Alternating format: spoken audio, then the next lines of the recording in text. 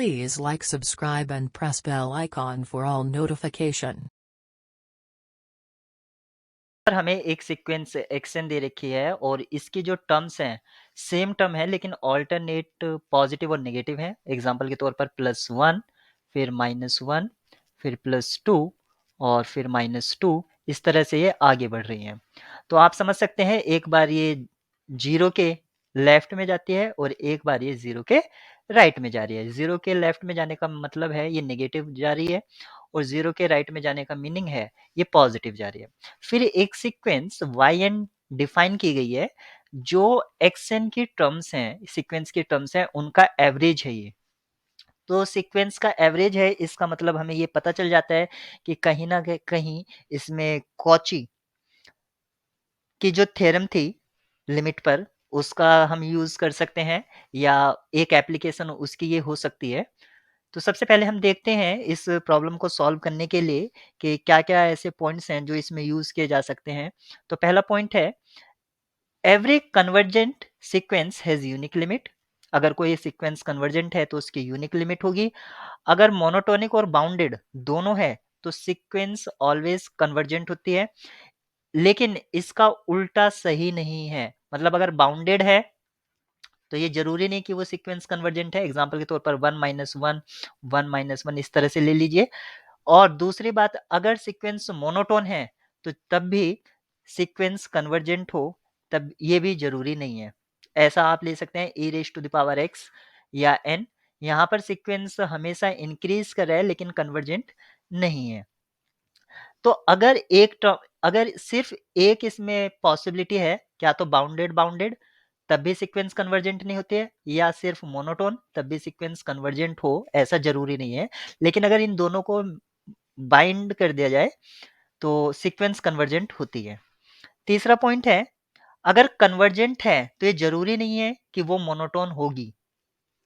Example के तौर पर आप ले सकते हैं अल्फा प्लस एक्सन को इस तरह से -1 अपॉन n। यहाँ पर xn ना तो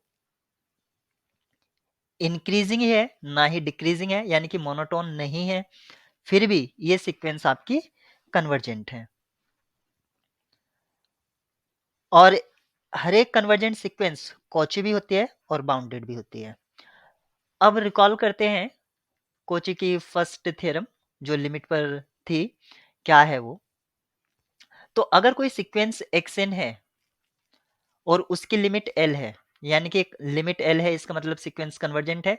तो अगर हम एक दूसरी सीक्वेंस बनाएं जो इसी की टर्म से हो, यानी कि एवरेज हो, x1 x2 so on xn divided by n, तो इस सीक्वेंस की भी जो लिमिट होगी वो l होगी। अगर ये जो सीक्वेंस है ये कोई दूसरी सीक्वेंस है लेकिन इसकी लिमिट भी सेम होगी। लेकिन यहाँ पर जो सीक्वेंस xn दे रखी है जिसके टर्म्स कुछ इस तरह से है, √1 -√1 √2 -√2, ये सीक्वेंस आपकी कन्वर्जेंट नहीं है। This sequence is not convergent.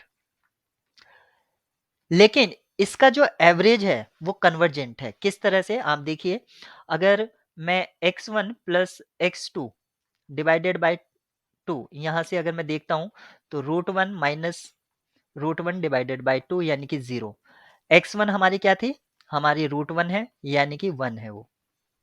तो जो टर्म्स आ रही हैं उसको मैं नीचे की लाइन में लिख रहा हूँ। पहली 1 आया यानी कि पहला फर्स्ट वैल्यू, यानी कि 1/2 आप देख सकते हैं इसको। लेकिन एवरेज निकालने के लिए 2 चाहिए हमें, तो ये यही ठीक है। पहला 1, दूसरा आपका यहाँ पर 0 आया। तीसरी टर्म क्या आएगी, x1 plus x2 plus x3 divided by 3, वो क्या होगा, √1 minus plus √1 minus √1 plus √2 divided by 3। यहाँ से आएगा √2 डिवाइडेड बाय 3 और √2 की वैल्यू 1.414 डिवाइडेड बाय 3, और ये अप्रोक्सीमेट होती है, this is approximate equal to 0.471, और ये लेस देन 1 है, आप देख ही सकते हैं, या आप इसको लेस देन हाफ भी कह सकते हैं। अब आपका x4 निकालेंगे तो वो 0 होगा, लेकिन x5 निकालेंगे तो ये x3 से लेस होगा। x3 से लेस होगा, इसका मतलब 0 की तरफ टेंड कर रहा है। फिर आप x6 निकालेंगे, वो 0 आएगा, और x7 जो है वो x5 से भी लेस होगा, यानी कि x7 x5 से भी लेस होगा और टेंडिंग टू 0। फाइनली ये जो सीक्वेंस है, जिसको हम yn भी कह सकते हैं, ये टेंड करेगी 0 को, और 0 को अगर अप्रोच कर रही है तो ये सीक्वेंस कन्वर्जेंट हो जाती है। इस हिसाब से ऑप्शन डी इज करेक्ट। ये सीक्वेंस मोनोटोन नहीं है, क्योंकि कभी 0 आ रहा है, कभी कुछ वैल्यू आ रही है, फिर 0, फिर वैल्यू।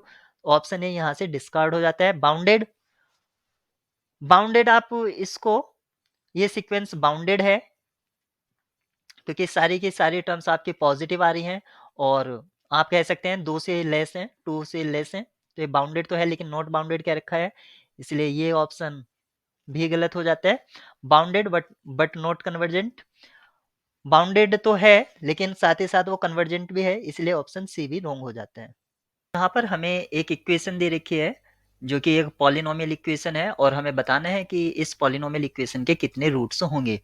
तो अगर किसी इक्वेशन के लिए अगर हम उसका डेरिवेटिव निकालते हैं और वो 0 हो जाता है, इसका मतलब क्या हुआ, वो कप या कैप शेप में इस तरह होगा, क्योंकि डेरिवेटिव 0 होने का मतलब है कि वहां पर टेंजेंट जो है वो पैरेलल टू एक्स एक्सिस हो जाता है, और अगर पैरेलल टू एक्स एक्सिस हो जाता है तो इसका मतलब है कि अगर हम आगे की वैल्यूज के लिए हम पॉलिनोमियल की वैल्यू फाइंड करें तो वो हो सकता है 2 पॉइंट पर इंटरसेक्ट कर सकते हैं।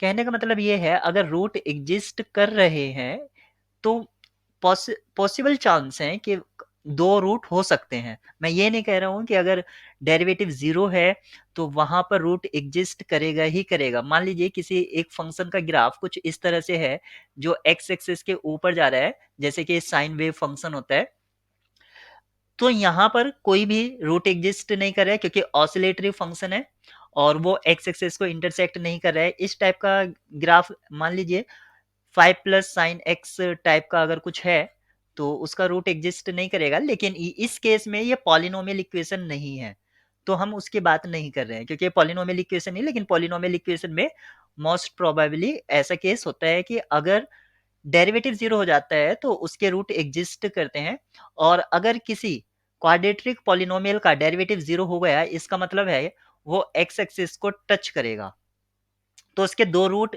इक्वल रूट्स होते हैं और 2 रूट होते हैं। तो यहाँ पर अगर हम इस गिवन पॉलिनोमियल इक्वेशन का अगर डेरिवेटिव निकालें, यानी कि f प्राइम x अगर फाइंड आउट करते हैं, तो ये होगा 9x raise to the power 8 plus 7x raise to the power 6 plus 5x raise to the power 4 plus 3x raise to the power 2 plus 1।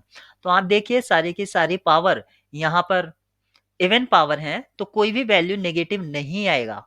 कुछ भी चाहे पॉजिटिव पुट करेंगे तो पॉजिटिव आना ही है, और नेगेटिव पुट करेंगे तो नेगेटिव तो आएगा ही नहीं। तो कभी भी f प्राइम x आपका 0 नहीं होगा, यानी कि वो ग्रेटर देन 0 आएगा। तो यहाँ पर यानी कि कॉनकेव अप और कॉनकेव डाउन इस तरह की कंडीशन तो है नहीं। अब यहाँ पर हम डिस्कार्ट रूल अप्लाई करते हैं। डिस्कार्ट रूल क्या था कि अगर यहाँ पर कोई भी साइन चेंज दिखता है तो उसका एक पॉजिटिव रूट होगा, लेकिन यहाँ पर आप गिवन इक्वेशन में कोई भी साइन चेंज नहीं देख रहे हैं, तो इसका कोई भी पॉजिटिव रूट तो नहीं है। लेकिन अगर हम ट्रांसफॉर्मेशन यूज करें, x को अगर रिप्लेस कर दें माइनस एक्स से, तो भी यहाँ पर हमें एक चेंजेस देखने को मिलेगा। अगर हम x को माइनस एक्स से रिप्लेस कर दें तो मिलेगा x raise to the power 9 minus x raise to the power 7 minus x raise to the power 5 minus x raise to the power 3 minus x plus 1। तो आप देखिए यहाँ पर एक साइन चेंज मिल रहा है, यानी कि इसका एक नेगेटिव रूट एग्जिस्ट करेगा। लेकिन हमसे तो पूछा गया था रियल पॉजिटिव हो या नेगेटिव हो, तो ऑप्शन ए आपका ट्रू होगा।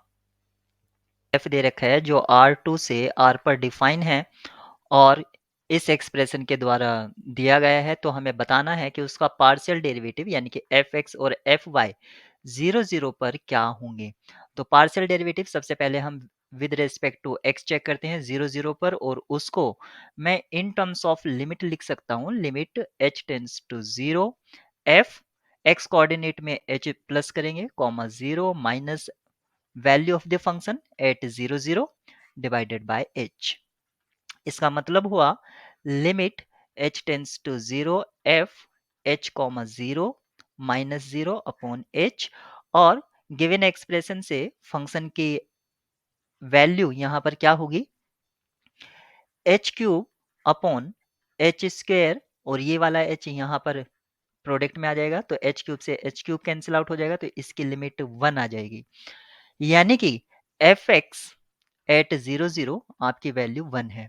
तो आपका ऑप्शन ए और ऑप्शन सी डिस्कार्ड हो जाता है, तो बचा ऑप्शन आपका बी और डी, इनकी पॉसिबिलिटी है। तो अब हम एफ वाई निकालते हैं, एफ वाई एट 0 0, इसको भी सेम प्रोसीजर से हम इसको फाइंड आउट करेंगे, k tends to 0 f 0 comma y coordinate में प्लस करेंगे 0 plus k minus value of the function at 0 0 divided by k, और यहाँ पर हम लिख सकते हैं limit k tends to 0 f 0 comma k minus 0 divided by k, क्योंकि आपका x कोऑर्डिनेट यहाँ पर 0 है जिसको मैंने बिग सर्कल किया, इसलिए फंक्शन का वैल्यू 0 हो जाएगा, 0 माइनस 0 अपॉन के, यानी कि आपका 0 वैल्यू। एफ वाई 0 है, यानी कि ऑप्शन बी आपका करेक्ट होगा। एक ट्रिपल इंटीग्रल दे रखा है और हमें उसकी वैल्यू फाइंड आउट करनी है, तो आप देख सकते हैं कि जो अपर लिमिट है उसमें z और y यूज़ किया गया है, तो जो वेरिएबल यूज़ नहीं किया गया है वो x है, तो सबसे पहले हमें उसको x के रेस्पेक्ट में इंटीग्रेट करना होगा। अगर हमें x के रेस्पेक्ट में इंटीग्रेट करना है तो वाई स्क्वेयर और जेड क्यूब इसको हमें एज ए कॉन्स्टेंट ट्रीट करना होगा, और x का इंटीग्रेशन हो जाएगा एक्स स्क्वेयर अपॉन 2, और इसकी लिमिट 0 से y। एक चीज और याद रखेंगे, जो वेरिएबल लिमिट में यूज हो जाता है वो किसी और का लिमिट होता है, तो यहाँ पर अब ये जो लिमिट है ये 0 से z और ये 0 से 1, dy dz, इसको हमें फर्दर सिंप्लीफाई करना होगा। 1/2 आउटसाइड लिया हमने, 0 से 1 और 0 से z, ये हमें मिलेगा वाई स्क्वेयर जेड क्यूब और वाई स्क्वेयर, यहाँ से फाइनली हमें y की पावर 4 मिल जाएगी, और उसका हमें इंटीग्रेशन करना होगा, तो ये हमें मिलेगा y की पावर 5 और Z cube as a constant treat करा हमने, 1/2 आउटसाइड चल रहा था और लिमिट रहेगी 0 से 1, जो y की लिमिट है वो थी 0 से z। तो अब यहाँ से हमें क्या मिलता है, 1/2 z की पावर 8 और लिमिट है 0 से 1, और इसको इंटीग्रेट करेंगे z के रेस्पेक्ट में, यहाँ से हमें क्योंकि 5 और आउटसाइड आया था तो यहाँ पर 5 वो मैंने यहाँ पर लिखा, तो ये हो गया 1/10, और z को इंटीग्रेट करेंगे z की पावर 9/9, और लिमिट 0 से 1, फाइनली 1/90 इसका फाइनल आंसर हो जाएगा, तो ये ऑप्शन ए आपका ट्रू होगा। हमें एक डिफरेंशियल इक्वेशन दे रखा है और वो एग्जैक्ट है, लेकिन अल्फा के किस वैल्यू के लिए, वो अल्फा की वैल्यू हमें निकालना है जो कि डिफरेंशियल इक्वेशन में यूज किया गया है। तो सबसे पहले गिवन इक्वेशन को हम स्टैंडर्ड इक्वेशन से कंपेयर करा देते हैं, जो कि है M D X plus N D Y equals to 0। यहाँ पर m का जो फंक्शन है, m फंक्शन जो है 1 plus X square Y cube plus alpha X square Y square, और फंक्शन n है 2 plus X cube Y square plus X cube Y. हमें पार्शियल डेरिवेटिव निकालना होगा m का विद रेस्पेक्ट टू y, तो जो कि हमें मिलेगा 2 एक्स स्क्वेयर वाई स्क्वेयर, क्योंकि y के रेस्पेक्ट में कर रहे हैं तो यहाँ पर 2 ना मिलके 3 मिलेगा, plus 2 alpha X square Y, और n का करना होगा x के रेस्पेक्ट में, हमें मिलेगा 3 Y square X square plus 3 Y X square. Exactness के लिए जरूरी है कि partial m with respect to y equals होना चाहिए partial n with respect to x। अगर ये कंडीशन सेटिस्फाई नहीं होती है तो वो एग्जैक्ट डिफरेंशियल इक्वेशन नहीं है, लेकिन उसने खुद ही बोल दिया है कि एग्जैक्ट है। इसका मतलब हुआ 3x square Y square plus 2 alpha X square Y equals to होगा 3x square Y plus 3x square Y. 3x square Y से 3x square Y cancel out हो गया। अब आप x स्क्वेयर वाई का कॉफिशिएंट कंपेयर करा लीजिए, तो ये मिलेगा हमें 2 अल्फा इक्वल्स टू 3, यहाँ से अल्फा की वैल्यू हमें 3/2 मिल जाती है। इस तरह से ऑप्शन बी ट्रू है। तो गिवन इक्वेशन को कंपेयर करते हैं स्टैंडर्ड इक्वेशन से, जो कि है mdx plus ndy equals to 0।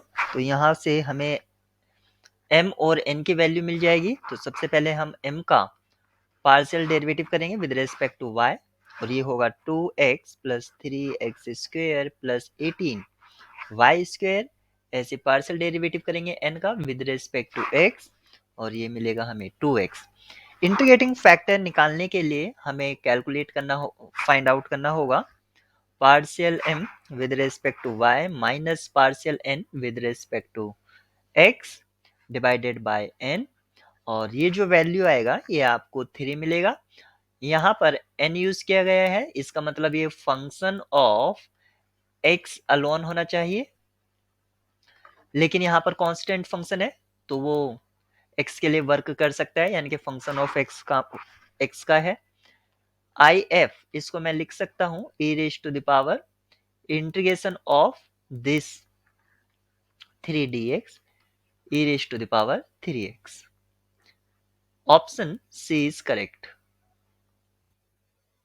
यहाँ पर c की वैल्यू दे रखी है ग्रेटर देन 0, और एक यूनिट नॉर्मल वेक्टर दे रखा है 0.11√2 पर, और सरफेस है cone z equals to square root X square plus Y square. सबसे पहले इस सरफेस को हम नोट करते हैं, तो इसको लिख सकता हूँ Z square equals to X square plus Y square, या मैं इसको लिख सकता हूँ X square plus Y square plus Z square equals to 1। Unit normal vector हम निकाल सकते हैं नेबुला एफ की हेल्प से। आप इस को function of X Y Z बोल दीजिए, और अगर हम नेबुला एफ निकालते हैं 0.11√2 पर, जो कि गिवन पॉइंट है, तो ये हमें एक नॉर्मल वेक्टर देगा। तो सबसे पहले निकालते हैं partial derivative with respect to X of F I hat, same Y और जेड के रेस्पेक्ट में, और पॉइंट है हमारा 1/√2। ये हो जाएगा 2x आई हैट 2y जे हैट माइनस 2z के हैट, और 0.11√2। अब इस पॉइंट को पुट कर दीजिए तो आपको यूनिट नॉर्मल वेक्टर मिलेगा 2i cap plus 2j cap, और यहाँ से मिलेगा क्योंकि √2 है तो -2√2 के कैप। अब हमें यूनिट वेक्टर निकालना है, तो इसके मॉडुलस से डिवाइड करना होगा 2i cap plus 2j cap -2√2 के cap divided by 4, 4 and 8, 4 plus 4, 4 into 2 8, यहाँ से √16 यानी कि 4 वैल्यू मिलेगा। तो हम इसको डायरेक्ट लिख सकते हैं 1/2 आई हैट प्लस 1/2 जे हैट माइनस 1/√2 के हैट, और ये जो यूनिट नॉर्मल वेक्टर है ये गिवन के सेम है, जो कि दे रखा है हमें A I hat B J hat plus C K hat. Comparison करा दीजिए, यहाँ पर कंपैरिजन कराने पर हमें ए बी सी की वैल्यू मिल जाएगी। A square plus B square minus C square equals to 0 मिलेगा। ऑप्शन ए आपका करेक्ट होगा। Consider the quotient group Q over Z of additive group of rational numbers. The order of element 2/3 plus Z in Q over Z is. इस तरह के problem को solve करने के लिए सबसे पहले हमें ये पता होना चाहिए कि हमें किस एलिमेंट का ऑर्डर चाहिए और ऑर्डर होता क्या है। अगर हम नॉर्मली अगर किसी ग्रुप Z की बात करें तो इसका एलिमेंट का ऑर्डर वो लीस्ट n होगा, जो a, suppose a belongs to Z, A raise to the power N equal to identity दे दे, आइडेंटिटी ऑफ ग्रुप। सो ये जो लीस्ट एन होता है इसको बोलते हैं हम order of the element. Similarly यहाँ पर भी यही कंसेप्ट है, लेकिन थोड़ा सा वो चेंज लगता है। अगर कोई एक क्वोशेंट ग्रुप है, सपोज करिए Q over Z, this is quotient group, no need to check it is group और not, group of rational and with respect to plus, this forms group. इसका कोई भी एलिमेंट अगर हम ले लेते हैं जैसे 2/3 प्लस Z, ये इसका एलिमेंट होगा Q ओवर Z का। तो ये तो एक पर्टिकुलर एलिमेंट की हम बात कर रहे हैं जिसका ऑर्डर हमें निकालना है। इन जनरल इसमें इस केस में होता क्या है कि अगर कोई भी एलिमेंट होता है where Q is not equal to 0 plus Z, जो आपका Q ओवर Z में बिलोंग कर रहा हो, उसका एलिमेंट वो लीस्ट n होगा जो n into P by Q plus Z एक इंटीजर हो मीन्स ये बिलोंग कर जाए सेट ऑफ इंटीजर को। तो ये इसकी डेफिनेशन होती है। तो अगर हमें 2/3 प्लस जेड का अगर ऑर्डर निकालना है, 2/3 प्लस जेड का अगर ऑर्डर निकालना है तो हमें एक n को सीक करना पड़ेगा, खोजना पड़ेगा, जो n इंटू 2/3 प्लस जेड हमें एक इंटीजर मिल जाए। और ये जो n है ये लीस्ट होना चाहिए।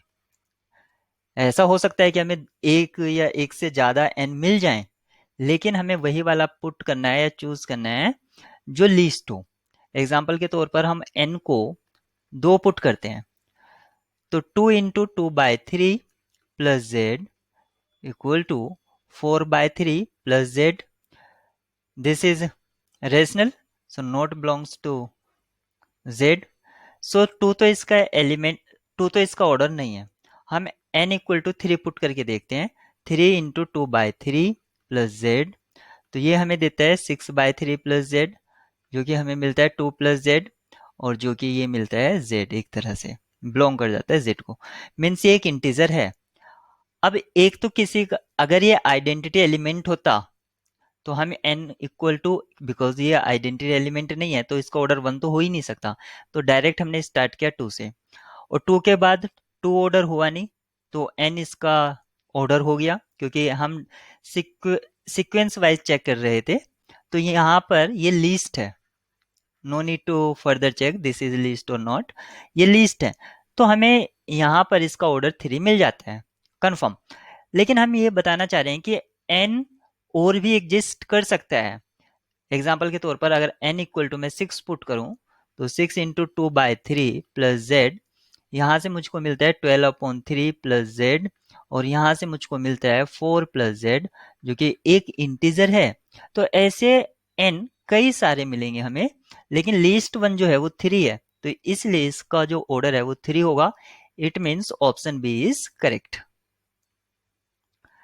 यहाँ पर क्योंकि हम क्वेश्चन ग्रुप की बात कर रहे थे, क्वेश्चन ग्रुप से रिलेटेड एक बहुत ही इंपॉर्टेंट प्रॉपर्टी ये भी आ जाती है जो साइक्लिक ग्रुप के लिए होती है, क्योंकि ऑर्डर कहीं ना कहीं रोल प्ले करता है साइक्लिक ग्रुप में, और नहीं भी करता है, मतलब साइक्लिक ग्रुप होगा तो वो उसके ऑर्डर पर काफी रिलेटेड प्रॉपर्टी एग्जाम में पूछी जाती है। तो हमें क्वेश्चन ग्रुप से रिलेटेड एक साइक्लिक प्रॉपर्टी आती है, क्वेश्चंट क्वेश्चंट group of cyclic group is always cyclic. ये भी एक प्रॉपर्टी होती है कि अगर क्वेश्चन ग्रुप साइक्लिक ग्रुप से फॉर्म हो रहा है तो वो भी क्वेश्चन ग्रुप जो होगा वो भी साइक्लिक होगा। यहाँ पर W एक वेक्टर स्पेस दे रखा है, W एक वेक्टर स्पेस है ओवर R, और एक लीनियर ट्रांसफॉर्मेशन आपको डिफाइन की गई है R6 से W तक, और एक सेट S दे रखा है जिसमें 3 एलिमेंट है TE2, TE4 और TE6, यानी कि स्टैंडर्ड ऑर्डर बेसिस R6 के कुछ एलिमेंट्स की इमेज दे रखी है। आपसे पूछा गया है इन चार में से कौन सा करेक्ट है। तो यहाँ पर एक ही करेक्ट ऑप्शन होगा चारों में से।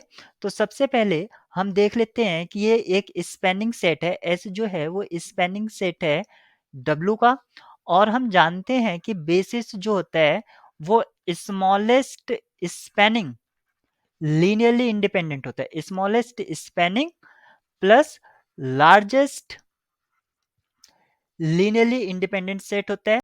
अगर ये स्मॉलेस्ट स्पैनिंग सेट है डब्लू का, तो इसका मतलब हुआ अगर डब्लू का ये बेसिस बनता भी है, इन एनी केस अगर ये डब्लू का बेसिस बनता भी है, यानी कि ये जो एलिमेंट्स दे रखे हैं अगर ये लीनियरली इंडिपेंडेंट हो भी जाते हैं, तो डायमेंशन ऑफ डब्लू जो है वो एटमोस्ट 3 होगी।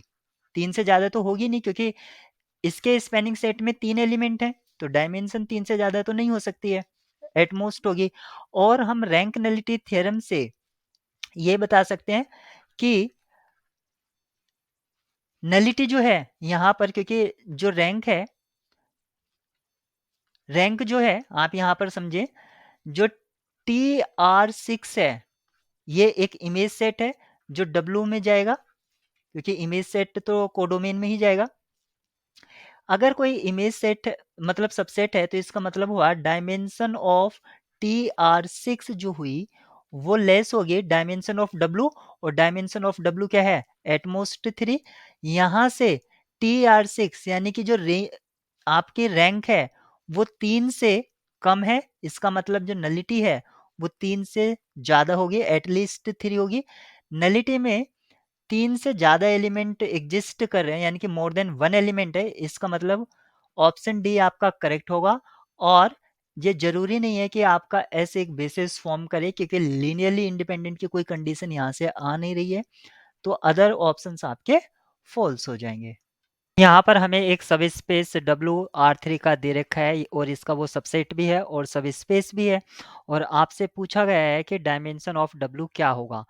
तो किसी भी सबस्पेस के डायमेंशन का मीनिंग है कि हम कितनी तरह से वेक्टर को चूज करने पर इंडिपेंडेंट है, यानी कि डब्ल्यू में वो टपल्स आएंगे, यानी कि एन टपल होगा XYZ जो R3 को बिलोंग करता है और इस गिवन कंडीशन को सेटिस्फाई करता है।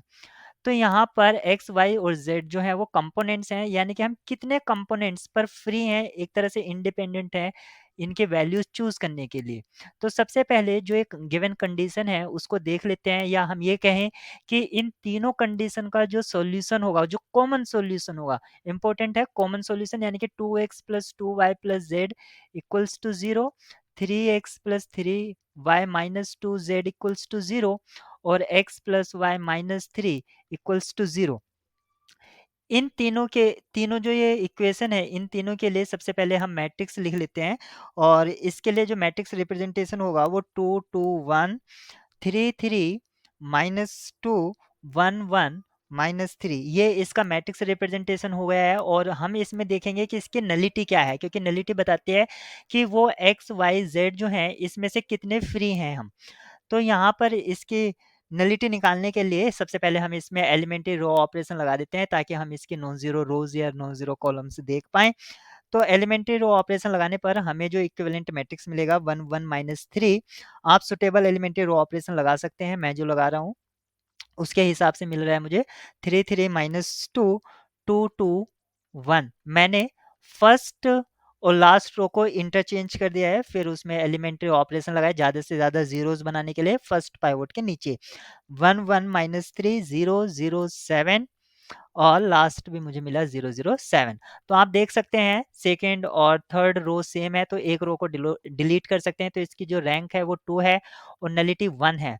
नलिटी 1 ने हमें बता दिया कि एक्स वाई जेड में से एक कंपोनेंट पर हम फ्री हैं, यानी कि इसकी जो डायमेंशन होगी डब्ल्यू की वो 1 होगी, ऑप्शन बी करेक्ट होगा।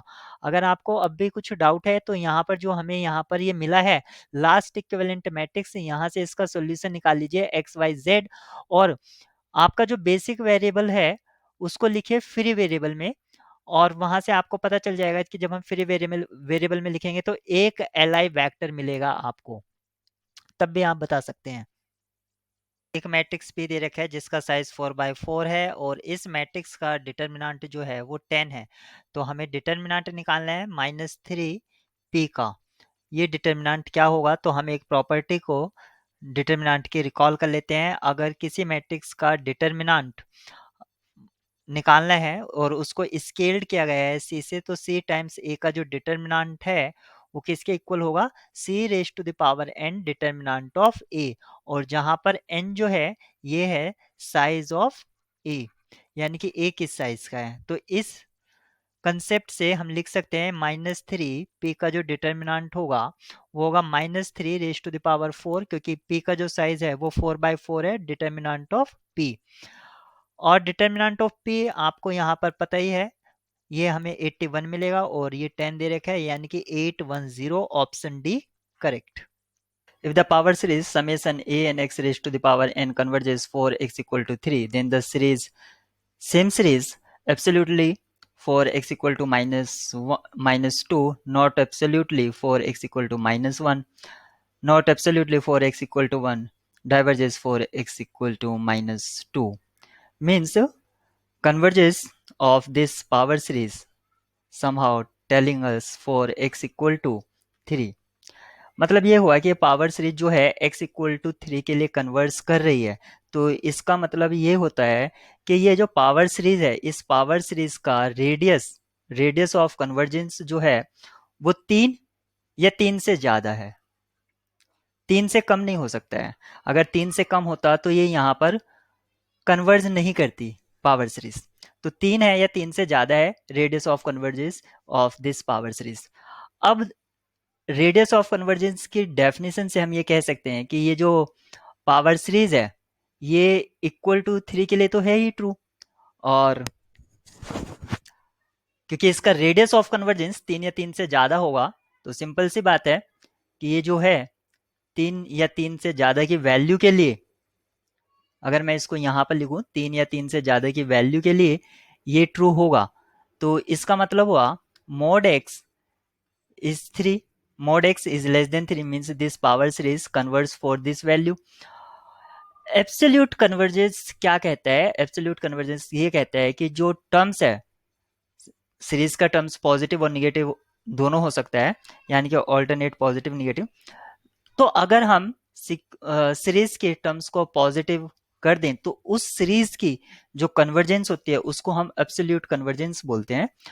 तो एब्सोल्यूट कन्वर्जेंस यहाँ पर ये दिखा रहा है because of mod is taken, और you can say neighborhood of zero, neighbourhood of zero भी कह सकते हैं, या आप इसको इंटरवल भी कह सकते हैं एक। तो ये जो x है ये कहाँ से आ रहा है, ये -3 से बड़ा है और 3 से लेस है, और इन सब के लिए ये जो है एब्सोल्यूट कन्वर्ज होगी, एब्सोल्यूट कन्वर्जेंट होगी ये पावर सीरीज।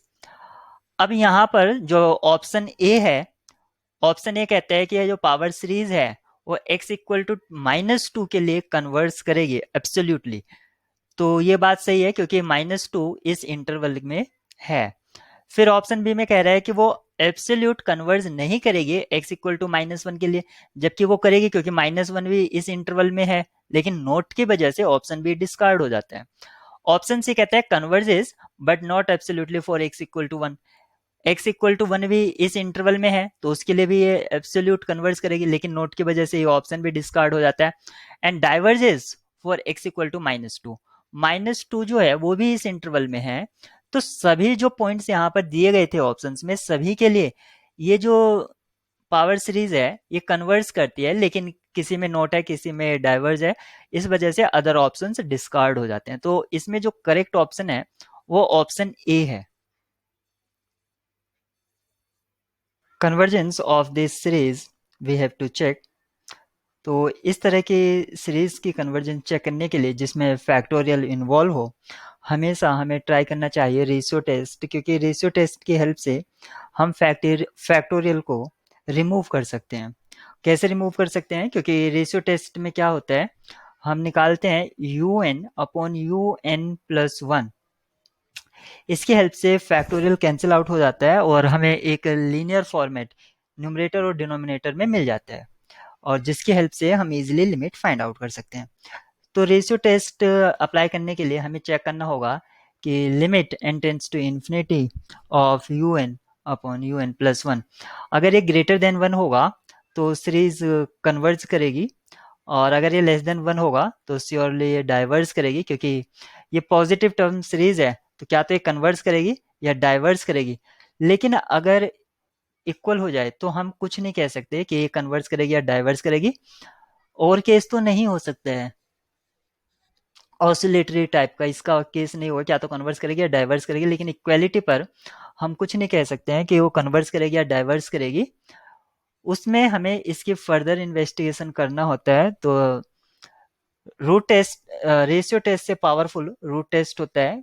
कुछ सीरीज की जो कन्वर्जेंस है वो रूट टेस्ट से हम इजीली फाइंड आउट नहीं कर पाते हैं, या रूट टेस्ट वहां पर फेल हो जाता है, या डायरेक्टली उसको इम्प्लाई नहीं कर पाता उसकी कन्वर्जेंस या डाइवर्जेंस को, बट रूट टेस्ट उसको कर देता है।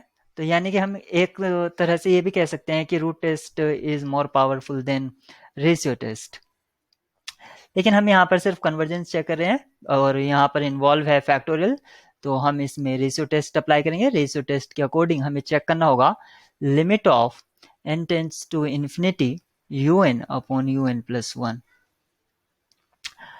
और इसके लिए हमें यू एन जो गिवन है n factorial upon 1 3 5 and so on up to 2n minus one divided by n plus one factorial को हम लिख सकते हैं n plus one product with n factorial. सो मैं यहाँ पर लिखता हूँ n प्लस वन, और इसको लिखा n factorial divided by 1 3 5 and so on up to 2n minus one into 2n plus one.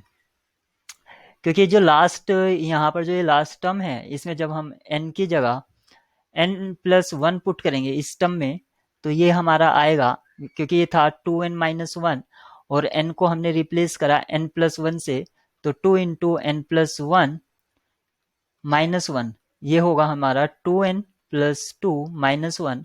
इसको सिंप्लीफाई करने पर मिलेगा 2n प्लस वन, जो कि मैंने यहाँ पर लिखा है। अब ये यहाँ से ये पूरा कैंसिल आउट हो जाता है, इसका डिनोमिनेटर और इसका डिनोमिनेटर से, और ये फैक्टोरियल यहाँ पर कैंसिल आउट हो गया, जैसा कि मैं स्टार्टिंग में आपको बताने की कोशिश कर रहा था। तो जो रिमेनिंग टर्म्स हैं, तो हमें अब जो लिमिट फाइंड आउट करना है n tends to infinity U N upon U N plus one, वो बचता है limit 2n plus one divided by n plus one. जैसा कि मैं बता रहा था कि ये लीनियर फॉर्मेट में आ जाएंगे, तो यहाँ पर ये लीनियर फॉर्मेट में आ गए हैं या पॉलिनोमियल फॉर्मेट में। और जब इस तरह से होता है तो हायर पावर का कॉफिशिएंट देखा जाता है। हायर पावर का यहाँ पर कॉफिशिएंट जो है वो 2 है, और इसमें भी हायर पावर का जो कॉफिशिएंट है वो 1 है, तो 2 अपॉन वन, यानी कि जो इसकी लिमिट है वो 2 है। या आप इसमें ऐसा कर सकते हैं, limit n tends to infinity, यहाँ से आप कॉमन लीजिए n, तो ये मिलेगा 2 प्लस वन अपॉन n, और यहाँ से मिलेगा 1 प्लस वन अपॉन n, यहाँ से कैंसिल आउट हो जाएगा। इसमें अब जब आप लिमिट लेंगे तो ये फिर से ये वाली टर्म जीरो को चली जाएगी, तब भी आपका जो लिमिट है वो 2 अपॉन वन ही आएगा, और ये ग्रेटर देन है 1। तो रेशियो टेस्ट इंप्लाई करता है कि ये सीरीज जो है कन्वर्ज करेगी। यहाँ पर ये जो एक्सप्रेशन है इसका हमें लिमिट फाइंड आउट करना है, और इस एक्सप्रेशन में अगर हम डायरेक्ट लिमिट पॉइंट पुट करते हैं तो ये एक्सप्रेशन हमें integral from 0 to 0 square root of 4 plus T cube D T upon X square इस तरह से मिलेगा, और 0 टू 0 इंटीग्रल आपका 0 हो जाएगा और नीचे भी आपका 0 हो जाएगा, यानी कि 0 बाय 0 फॉर्म आती है या एक इनडिटर्मिनेट फॉर्म है। और जब भी इस तरह की फॉर्मेट 0 बाय 0 या इन्फिनिटी बाय इन्फिनिटी फॉर्मेट आपको मिलता है तो आप इसमें एल हॉपिटल रूल लगा सकते हैं। According to L'Hopital rule आपको न्यूमरेटर और डिनोमिनेटर का सेपरेटली डिफ्रेंसिएशन करना होगा। अगर हमें यहाँ पर जो न्यूमरेटर है अगर उसका डिफरेंशिएशन करना है तो आप देख सकते हैं डिफरेंशिएशन अंडर इंटीग्रल साइन यहाँ पर यूज होगा। इसका मतलब हम इसमें लेबनिज रूल अप्लाई करेंगे। लेबनिज रूल के अकॉर्डिंग हम जो वेरिएबल है उसको रिप्लेस करेंगे अपर लिमिट से, और फिर अपर लिमिट का डेरिवेटिव माइनस सेम वर्क करेंगे लोअर लिमिट के लिए, लेकिन जब लोअर लिमिट का डेरिवेटिव लेंगे तो वो 0 हो जाएगा, तो ये आपका 0 अपॉन डिनोमिनेटर का यानी कि 2x हो जाएगा, और यहाँ से 2x से 2x कैंसिल आउट हो जाएगा, और हमारी जो लिमिट जा रही थी वो थी x टेंस टू 0। इस तरह से हमें एक्सप्रेशन मिलता है limit X tends to 0 square root of 4 plus X square, और जब हम इसमें लिमिट पुट करते हैं तो ये हमें मिलेगा 2। तो इस एक्सप्रेशन की लिमिट 2 है। इवेल्युएट दिस डबल इंटीग्रल, अगर इस डबल इंटीग्रल को हमें इवेल्युएट करना है तो सबसे पहले हमें लॉ ऑफ एक्सपोनेंट से इसको सिंप्लीफाई करना होगा। तो ये 0 से 4 और रूट 4 माइनस एक्स से 2 पर जा रहा है, ये e raise to the power 3y dy dx। इस तरह से हमें इस एक्सप्रेशन को लिख सकते हैं। और अब इसको y के रेस्पेक्ट में आप इसको इंटीग्रेट कर दीजिए। तो 0 से 4 e raise to the power 3y upon 3 dx, और ये जो लिमिट रहेगी ये रहेगी square root of 4 minus X से 2 तक। आप लिमिट पुट कीजिए इसमें तो आपको एक्सप्रेशन मिलेगा 1/3। आप आउटसाइड ले लीजिए क्योंकि ये कांस्टेंट है, और ये मिलेगा 0 से 4 e raise to the power 6 minus e raise to the power 3 square root 4 minus X, और इसको हमें इंटीग्रेट करना है विद रिस्पेक्ट टू x।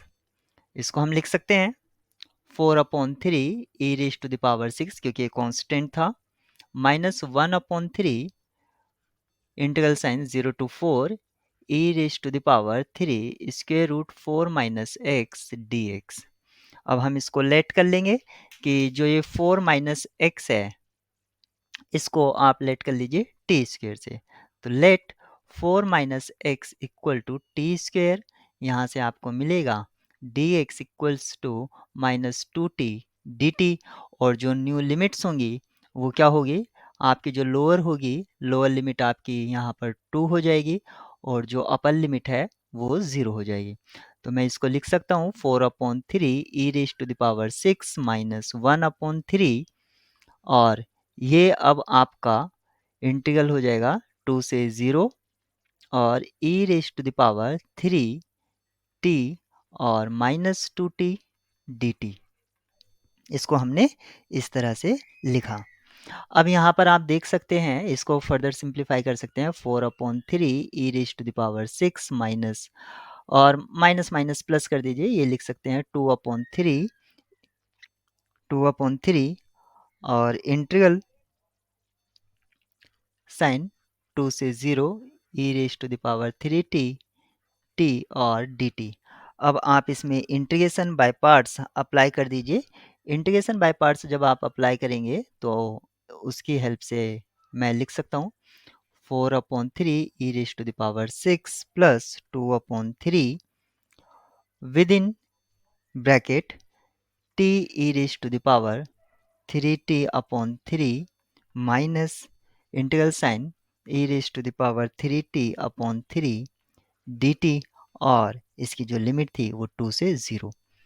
इसको फर्दर मैं लिख सकता हूँ 4/3 e raise to the power 6 plus 2/3 with in bracket t e raise to the power 3t/3 minus 1/3 e raise to the power 3t/3, और जो हमारी लिमिट थी वो 2 से 0। अभी तक हमें ये एक्सप्रेशन मिल गया है, और इस एक्सप्रेशन में आप जब लिमिट पुट करेंगे तो आपको फाइनल आंसर मिलेगा 2/27 13 e raise to the power 6 minus 1। यही आपका फाइनल आंसर होगा।